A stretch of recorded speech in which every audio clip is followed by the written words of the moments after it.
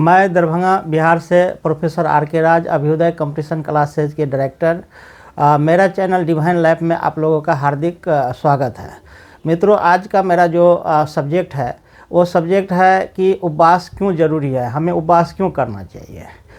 मित्रों, आपको ये पता है कि अनादिकाल से ऋषि मुनि की परंपरा से भी जो है उपवास चलता आ रहा है। जब आप जो है सो सप्ताह में जो 7 दिन होता है, सोमवार से रविवार तक, तो आप देखते होंगे कि हम रोज़ भोजन करते हैं।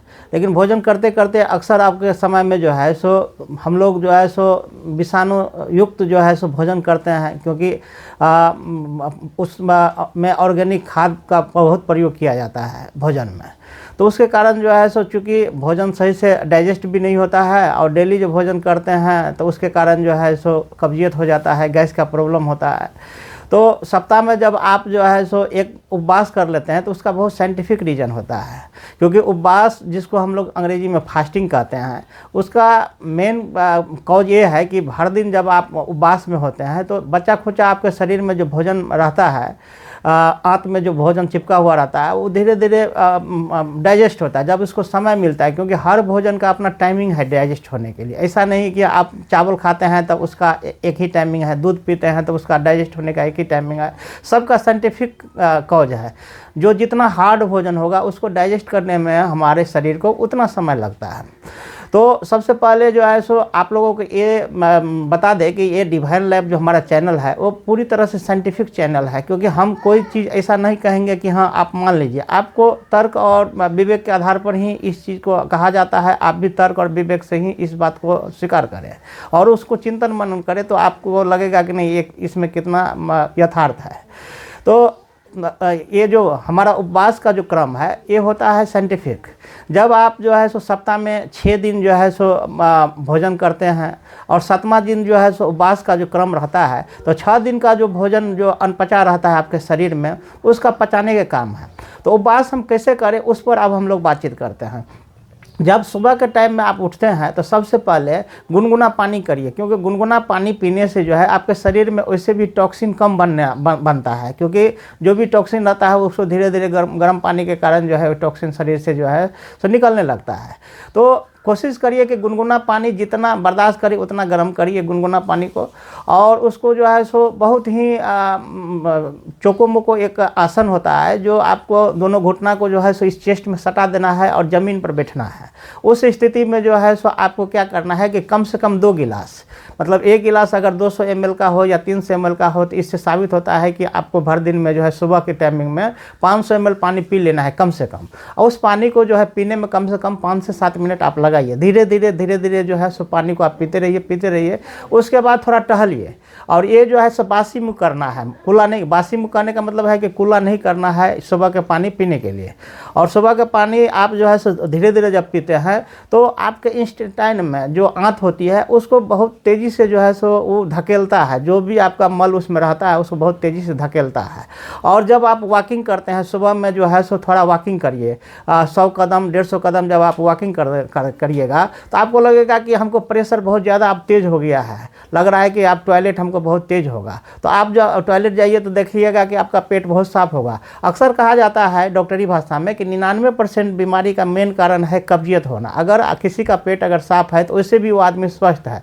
और आयुर्वेद भी कहता है कि स्वस्थ को अगर बहुत छोटा में अगर डिफाइन करें तो कहा जाता है कि जो भोजन आप करते हैं आप उतना ही, उससे ही आपका जो है सो पैखाना अगर जो है सो टॉयलेट अगर क्लियर हो जाता है तो समझिए कि वैसे भी आप स्वस्थ हैं। तो अधिकांश बीमारी का मेन वजह है कब्जियत होना, कब्ज होना। अक्सर देखे होइएगा कि गैस का प्रॉब्लम अब आम होने लगा है। जितने भी आप अंग्रेजी दवाई खाते हैं उसमें डॉक्टर देखते हैं कि एक गैस का टैबलेट जरूर छोड़ देता है। इससे साबित होता है कि अंग्रेजी दवाई में कितना केमिकल है, जिसके कारण जो है सो हमको अलग से जो है गैस का टैबलेट खाना पड़ता है। जो जितना अंग्रेजी टैबलेट खाएगा उसका उतना गैस का प्रॉब्लम होगा। तो धीरे धीरे आप जो है सो नेचुरल हो जाइए, प्रकृति के शरण में चले जाइए। और प्रकृति के शरण में जाने का एक ही मेन उद्देश्य है कि आपको व्रत वाला जो आपको जो क्रम बता रहे हैं कि क्यों करना चाहिए, कैसे करना चाहिए।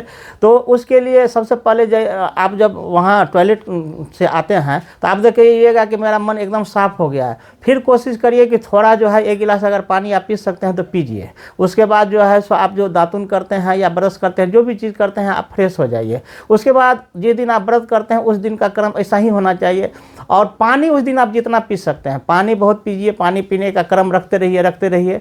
और शाम आने के बाद व्रत 2 प्रकार का हो सकता है, या तो आप 12 घंटा का रख लीजिए या 24 घंटा का। 12 घंटा का कोई आदमी अगर रखता है तो शाम के टाइम में जो है सो कोशिश करिए कि हल्का डाइजेस्ट वाला जो है, हल्का जिससे आपको डाइजेस्ट होने में जो है सो किसी तरह का दिक्कत नहीं है, उस तरह का आप भोजन लीजिए। फ्रूट्स पहले ले लीजिए, सलाद ले लीजिए। उसके बाद जो है सो जो भी चीज़ आपको लगता है, मखाना लगता है मखाना ले लीजिए। उसके बाद लगता है कि हम खीर ले लें या खिचड़ी ले लें, सबसे बढ़िया होता है खिचड़ी, जिसमें आप जो है सो मसाला सबका प्रयोग नहीं करिए, हल्का नमक का प्रयोग कर लीजिए।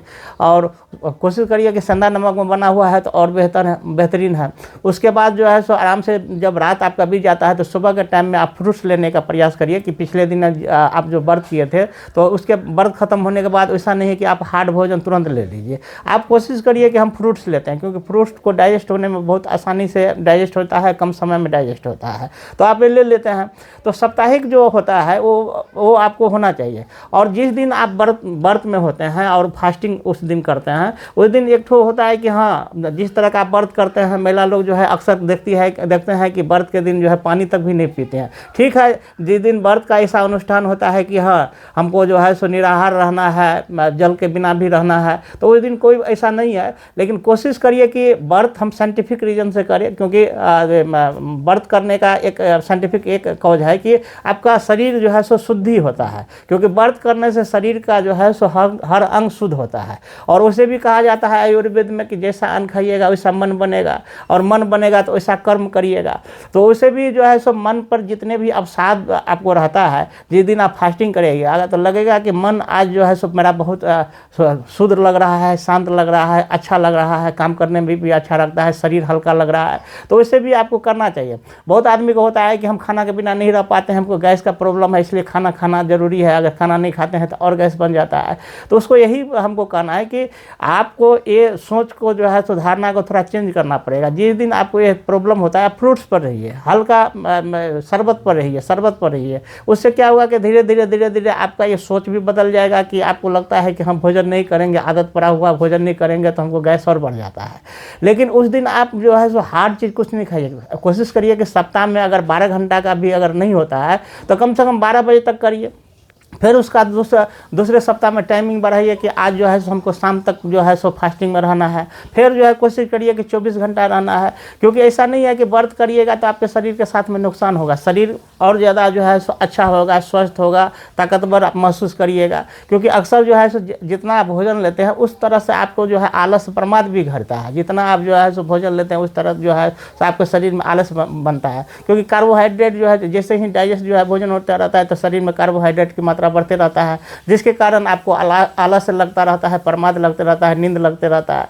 तो कोशिश आपको होना चाहिए कि नहीं, हमको जो है सो भोजन जो है सो उस तरह जो है सो नहीं करना चाहिए, क्योंकि भोजन आप जो है सो अपने आवश्यकता से जो है सो 90% ही करने की कोशिश करिए। जहाँ आपको जो है लगता है कि हम 5 रोटी खा सकते हैं तो 4 रोटी खाने की कोशिश करिए। उससे क्या होता है कि शरीर में जो है सो ऑक्सीजन के लिए भी हमारे शरीर में उस तरह का जो है सिचुएशन हो जाता है कि हाँ हम जो है सो अगर उतना शरीर में जो है सो खालीपन रखेंगे तो हमको जो है सो उतना ज़्यादा प्रमाद नहीं आएगा, आलस नहीं आएगा।